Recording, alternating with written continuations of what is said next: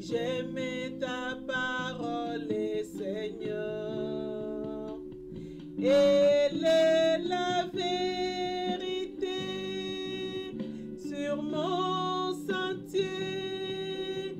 Pareil, je vais me laisser guider et faire ta volonté sans murmurer,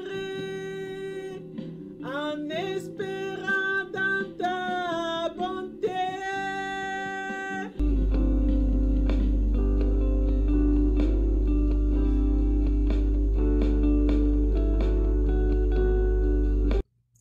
Mercredi 5 janvier.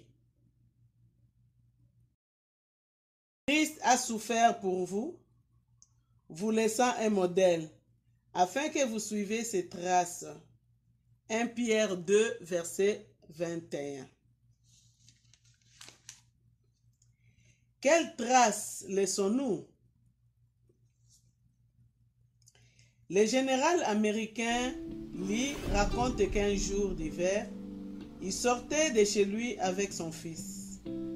Une neige épaisse couvrait le sol.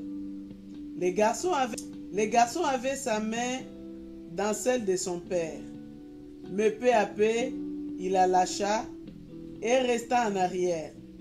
Au bout d'un moment, le général se retourna et il le vit qui, bien droit, la tête haute, essayait d'imiter tous ses mouvements. L'enfant faisait de grands efforts pour placer bien exactement ses petits pieds dans les empreintes laissées par les pieds de son père. Quand j'ai vu, dit celui-ci, que le gamin se mettait déjà en tête de suivre mes traces, j'ai pensé que je devais prendre un soin plus grand de faire le bien en toutes choses.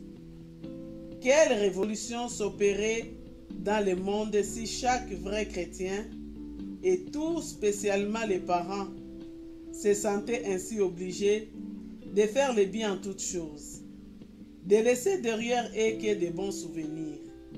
L'histoire nous offre à cet égard un modèle parfait, Jésus-Christ. Celui dont ses contemporains disaient qu'il s'en allait de lieu en lieu faisant le bien. Celui qui était l'homme doux et humble de cœur. Celui qui a donné sa vie pour le salut du monde. Celui qui, mis en croix, priait pour ses bourreaux.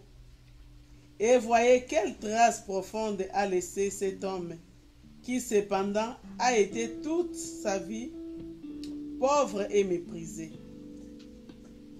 Que des milliers de gens ont trouvé par son moyen la paix et le bonheur. Eh bien, Jésus-Christ a laissé aux siens un exemple afin qu'ils suivent ses traces. Vivre comme il a vécu, voilà le programme que Dieu nous donne. Et pour cela, demandons à Dieu de le réaliser dans nos âmes, nous qui le connaissons par sa grâce. Je crois dans tes promesses, que comme un rocher, désire tout ce que tu mon Dieu. J'aime ta parole, Seigneur.